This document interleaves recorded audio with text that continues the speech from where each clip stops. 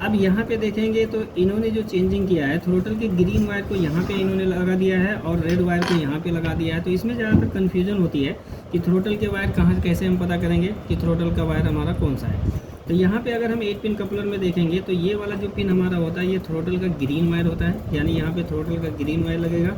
ये पिन इसका ग्राउंड होता है, यहाँ पे हम ग्राउंड पिन को कनेक्ट कर देंगे।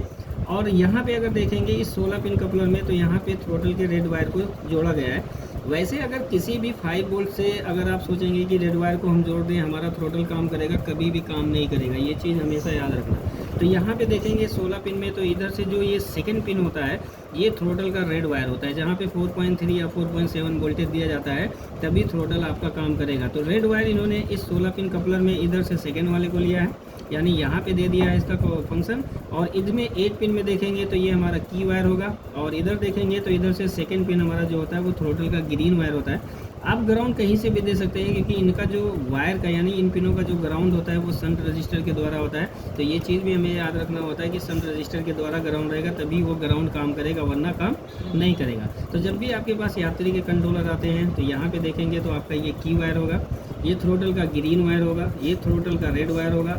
यहाँ पे ये पिन ग्राउंड होता है तो यहाँ पे आप ग्रीन दे सकते हैं। ये मोटर हॉल सेंसर के वायर होते हैं, ये रेड होता है, ये ब्लैक वायर होता है यानी नेगेटिव होगी, और ये येलो ब्लू ग्रीन वायर होते हैं।